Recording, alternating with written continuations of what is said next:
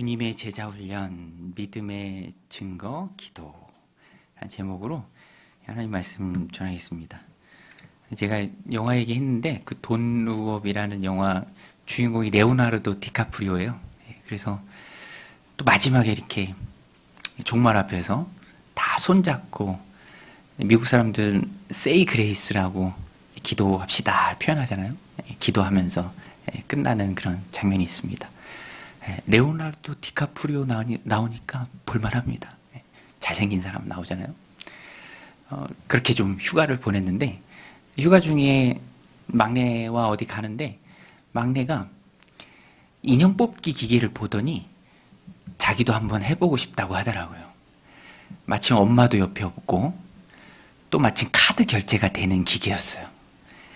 한 판에 1,000원 2번 할 수 있습니다. 돈 날리는 것도 배워야 되잖아요. 그죠? 그래서 해라. 보기에는 쉬워 보여요. 버튼만 누르면 인형이 척척 올라올 것 같아. 아마 그런 생각으로 한다고 했을 거예요. 그런데 실제 해보면 생각만큼 쉽지 않죠. 달라요. 버튼 누른다고 인형이 딸려오는 게 아닙니다. 관절이 약해. 인형을 못 들어. 애가 너무 억울해하면서 1,000원 날리는 것을 이제 배웠죠. 아, 이렇게 1,000원이 날아가는구나. 쉬워 보이지만 쉽지 않더라. 세상 일이 그래요. 밖에서 볼 때는, 곁에서 볼 때는 쉬워 보여요. 축구할 때도 그러잖아요. 아이, 저걸 못 넣어. 나라도 넣겠다. 해보면 어려워요.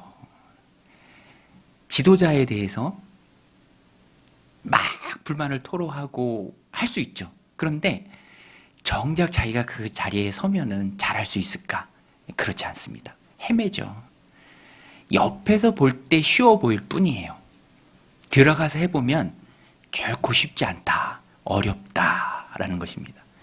예수님께서도 제자들을 세워 가시는데 야, 이게 참 쉽지 않아요. 예수님은 하나님의 아들이시고 능력에 한이 없으신 분이시지만 제자들이 너무 부족한 거죠. 너무 더뎌. 너무 답답할 정도로 따라옴에 있어서 어려움들이 있습니다. 공생이 내내 그것을 주님 말씀하시잖아요. 오늘 본문에도 나옵니다. 야, 내가 너희와 도대체 얼마나 더 함께 있어야 되느냐. 얼마나 더 함께 있어야 너희들이 좀 달라지겠느냐. 예수님의 제자 훈련 중심에는 주님의 참으심, 기다려주는 인내가 있었다라는 것입니다. 결국엔 예수님이 이런 답답한 제자들을 제자로 키워내시죠. 세워가십니다. 오늘 본문도 그 관점에서 좀 나누면 좋을 것 같아요. 예수님의 제자 훈련. 어떻게 이 힘든 일을 주님이 감당해내시는가. 결국에는 정말 놀라운 주님의 제자로 주님이 세워가시는가. 오늘 본문에도 보면 그 내용이 잘 나옵니다. 제자들은 더딘 이유가 있어요. 모르기 때문에 그럽니다. 깨닫지 못하기 때문에. 그래서 주님 말씀하셔도 그것을 온전히 깨닫지 못합니다. 아직 하나님의 때가 아직 안 되었기 때문이기도 하고 성령님이 오시기 전이기도 하고 그래서 복음서에 나오는 제자들하고 사도행전에 나오는 제자들하고 너무 다르죠. 복음서에 나오는 그 제자들도 주님이 안고 가셨습니다. 이 제자들의 상태가 44절, 45절에 나오는데요. 우리 같이 한번 읽겠습니다. 시작. 이 말을 너희 귀에 담아두라. 인자가 장차 사람들의 손에 넘겨지리라 하시되 그들이 이 말씀을 알지 못하니 이는 그들로 깨닫지 못하게 숨긴 바 되었음이라. 또 그들은 이 말씀을 묻기도 두려워하더라. 깨닫지도 못하고 또 묻기도 두려워했습니다. 주님이 앞으로 있을 일에 대해서 말했을 때에도 온전히 이해하지 못했어요. 자, 잘못된 메시아관이 그들 안에 있었고 또 느렸죠. 더뎠습니다. 깨닫는 데 있어서. 오늘 본문이 변화산 사건인데요. 예수님께서 베드로, 요한, 야고보 데리고 산으로 올라가셔서 기도하실 때 그 얼굴이 변하고 옷이 광채가 났습니다. 마가복음에 보면 세상에 빨래하는 자가 빨래해서 저렇게 희게 할 수 없을 정도로 정말 하얘서 찬란한 빛이었죠. 놀라운 광경이었습니다. 하늘의 모습 그대로 제자들에게 보인 거예요. 하늘의 영광이 제자들에게 보인 거죠. 봐야 했을 필요가 있기 때문에 예수님 데려가신 거예요. 나중에 베드로는요, 베드로 후서에서 그때 봤던 그 영광, 내가 직접 목격한 것이다 라고 감격스럽게 고백합니다. 그런데 이 당시에, 오늘 본문에 나오는 이 당시의 베드로의 모습, 다른 제자들도 마찬가지죠. 조금은 엉뚱했습니다. 오늘 말씀의 주제, 참 제자들이 더뎠다. 오늘 우리도 마찬가지죠. 33절에 보면은 그 놀라운 광경을 보고 엉뚱한 제안을 합니다. 33절에 나오죠. 자기가 무슨 말을 하는지 자기도 몰라. 자기가 제안을 하지만. 우리 33절 같이 한번 읽겠습니다. 시작.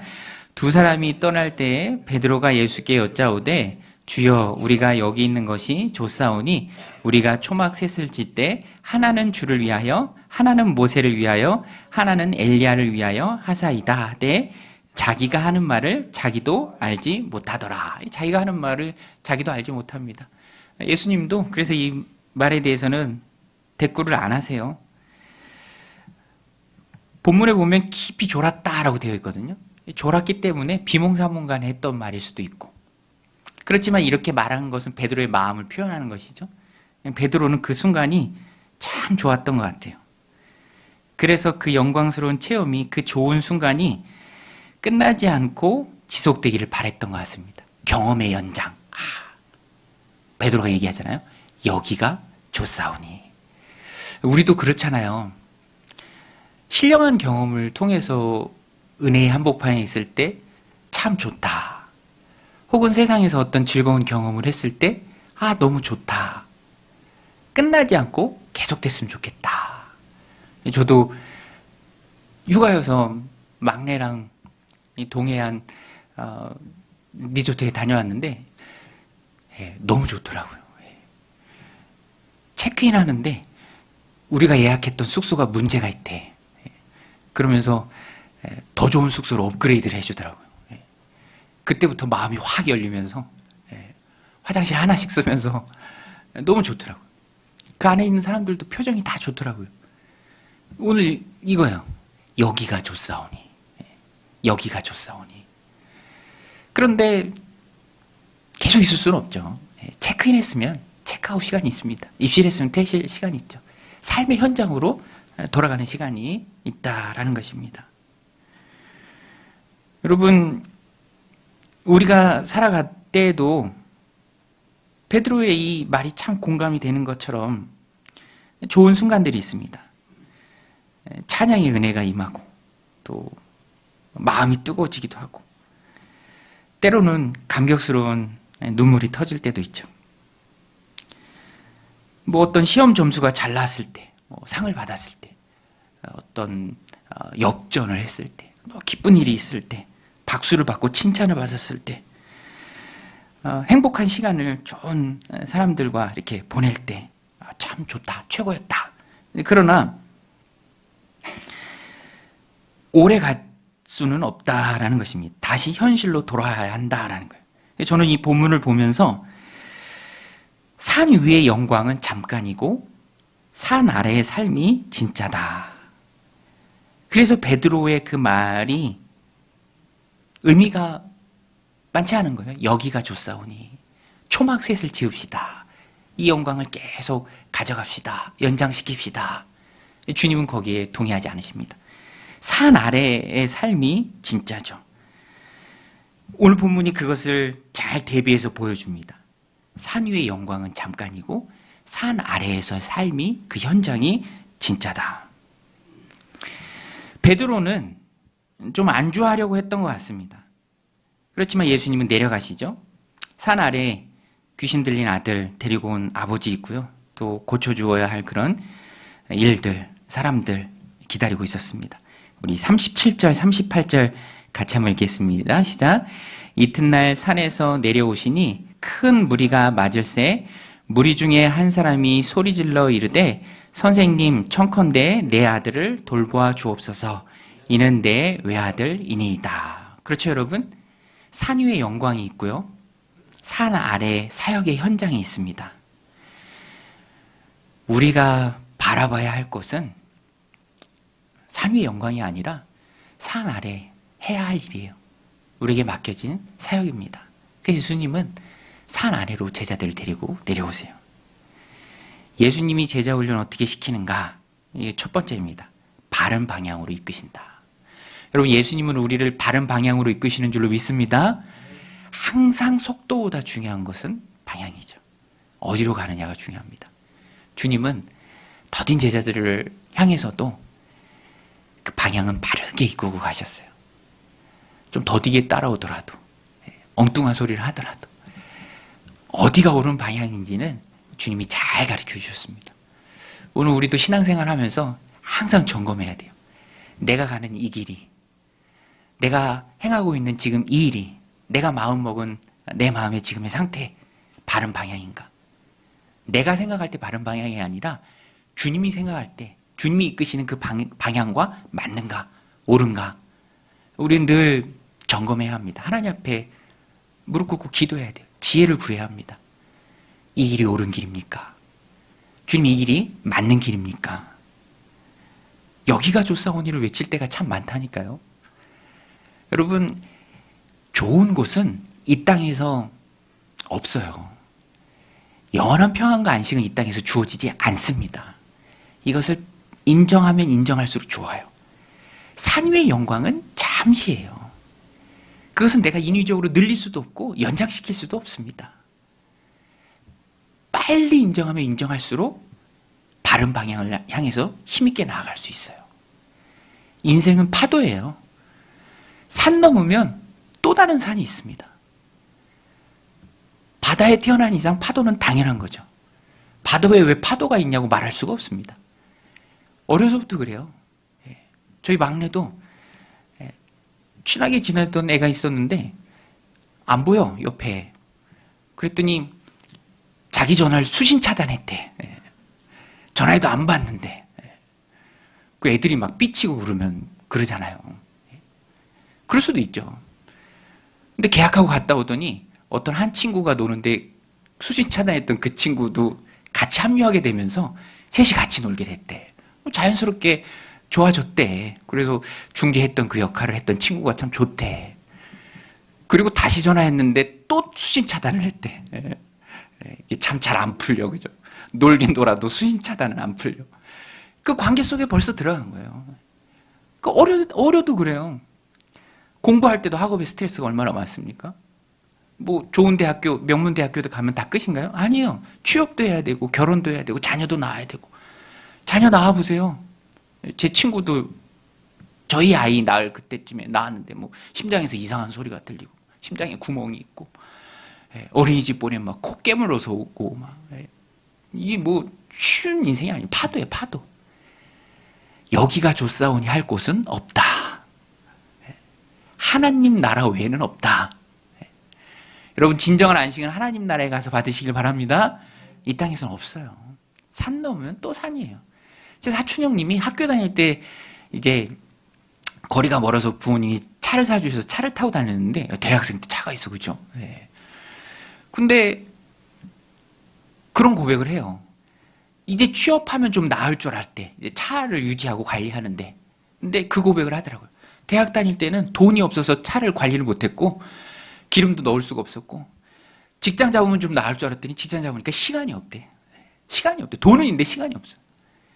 산 넘으면 산이에요.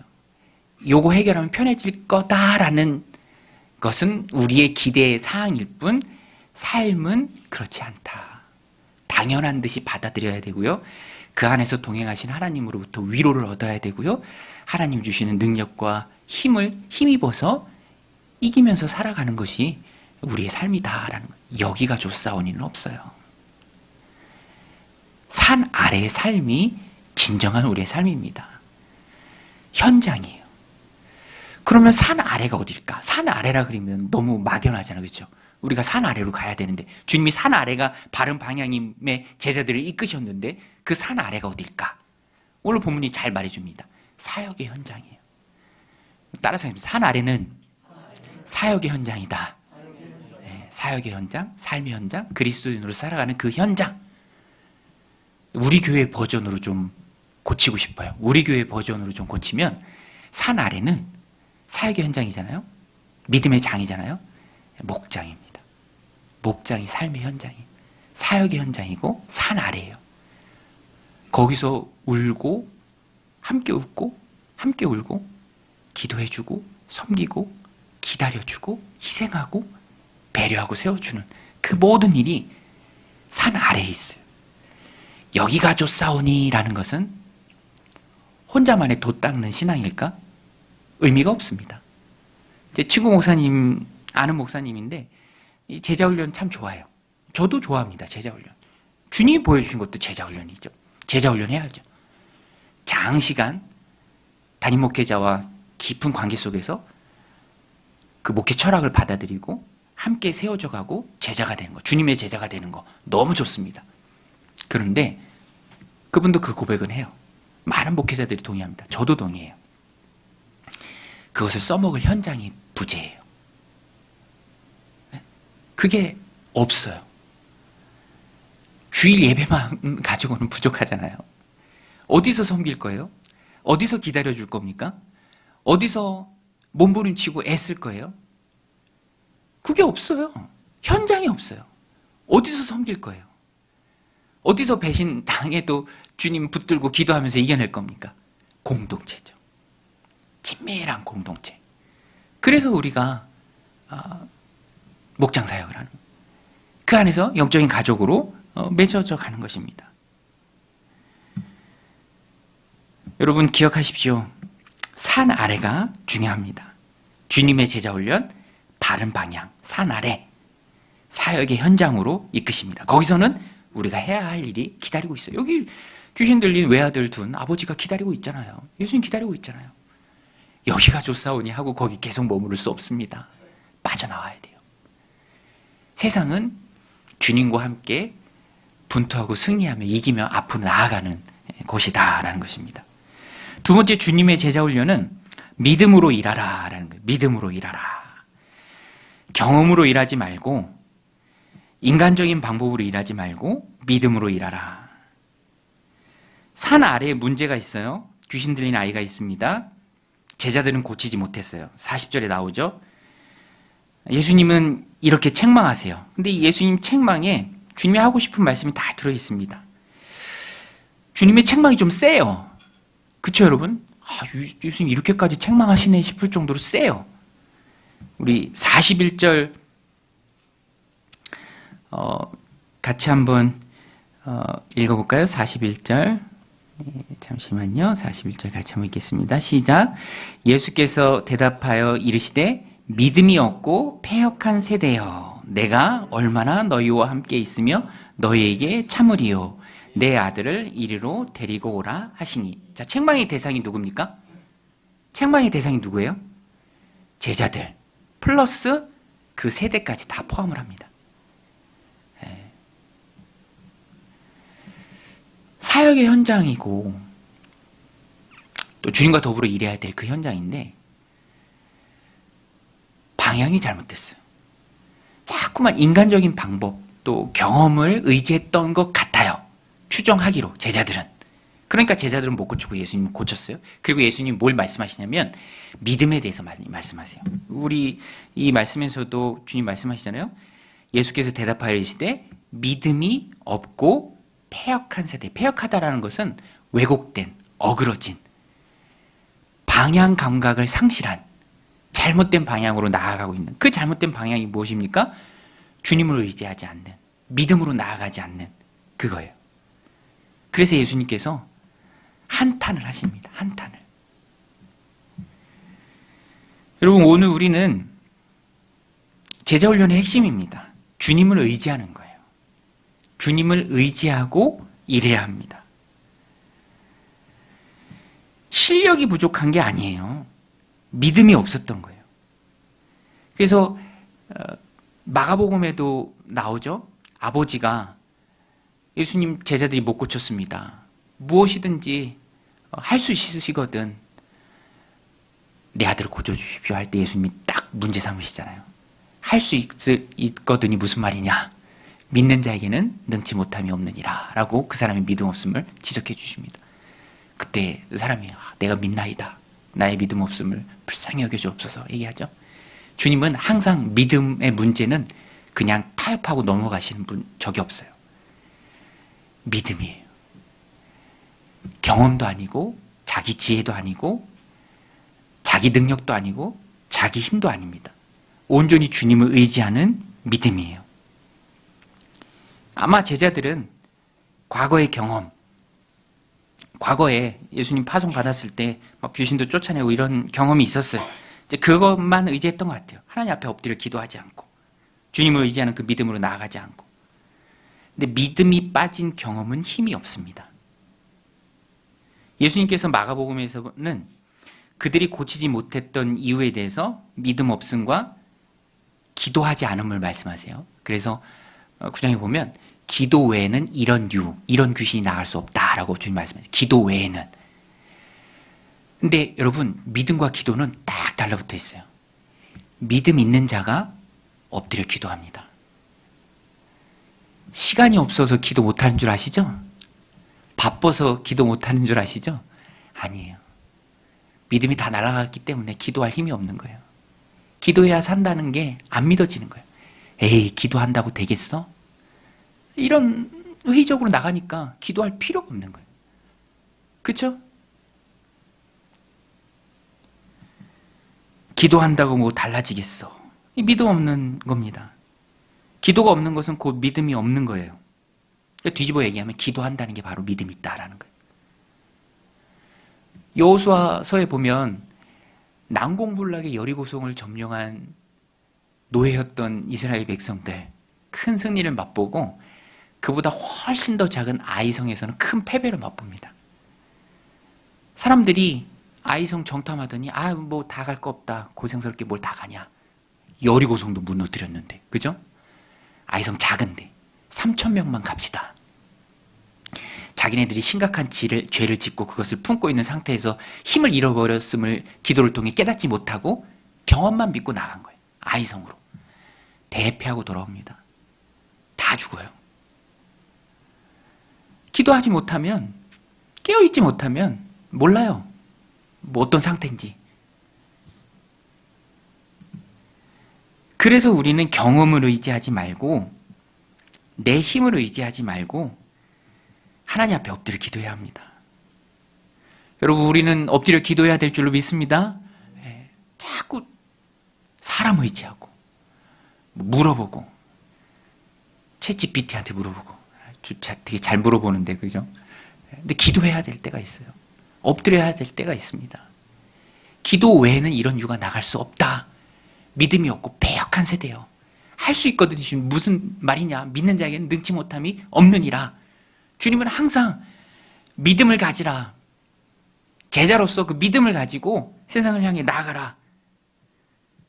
여러분, 시험, 친구 관계, 가정 문제, 마음이 무너질 때 참 많죠. 그때 사람을 찾고 전화기 붙들고 뭘 검색하기 전에 먼저 기도하는 습관이 있어야 합니다.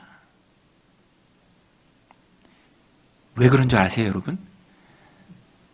왜 그런 줄 아세요? 왜 우리 그리스도인들이 기도해야 합니까? 믿음으로 나가야 합니까? 세상의 방법이 왜 안 되죠? 왜 물어봐서 하면 왜 실패할 수밖에 없습니까? 우리가 예수님 제자이기 때문에 그래요. 세상과 다른 운명을 가진 자들이기 때문에 그렇습니다. 여러분, 우리는요, 세상의 시계로 움직이는 자들이 아니에요. 하나님의 방법, 하나님의 시간 안에 들어온 운명이 바뀐 하나님의 자녀들이기 때문에 하나님의 방법으로 살아가야 합니다. 이걸 몰라요. 그리고 세상을 흉내내. 그거 안 된다니까. 세상 사람들은 돼요. 목사님, 세상 사람들 잘 되는데. 그 세상 사람들이니까. 세상의 시계 안에, 그 시간 안에 있으니까. 그 노력한 만큼 결과가 주어지니까. 근데 여러분, 노력한 만큼 결과가 주어집니까? 노력한 만큼 다 되나요? 믿음입니다. 하나님 능력이에요. 예수님 제자라면 자신의 운명이 바뀐 것을 알아야 하고요. 방법도 같이 바뀌어야 합니다. 주님 앞에 엎드려 구해야 되고 기도해야 되고 그 능력을 힘입어야 돼요. 그게 아니고는 안 돼요. 아브라함이 왜 실패했습니까? 믿음의 조상임의 하가를 통해서 인간적인 방법으로 자녀를 낳으려고 하다가 실패한 거예요. 인간적인 방법으로 하나님의 사람이 나가면 다 실패합니다. 다 꼬여요. 문제가 다 꼬입니다. 하나님의 사람은 하나님의 방법으로 살아야 돼요.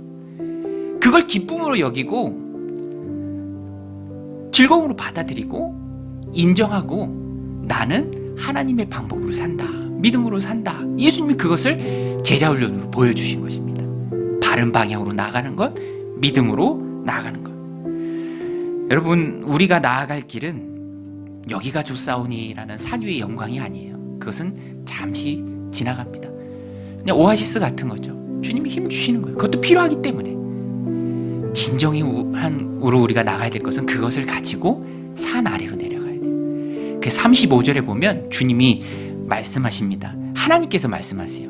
우리 35절 말씀 같이 한번 읽겠습니다. 시작. 구름 속에서 소리가 나서 이르되 이는 나의 아들 곧 택함을 받은 자니 너희는 그의 말을 들으라 하고. 하나님께서 말씀하신 거예요. 이는 나의 택함을 받은 자니 너희는 그의 말을 들으라. 순종하라 라는 겁니다. 산 아래서 순종하는 게 그리스도의 삶입니다. 믿음으로 순종하는 게 그리스도의 삶입니다. 오늘 이 말씀 마음에 새기고 항상 믿음으로 순종하고 산 아래 사역의 현장에서 순종하는 주님 앞에 기도함으로써 믿음을 증명해내는 능력의 종들이 다 되시기를 주님의 이름으로 간절히 축원드립니다.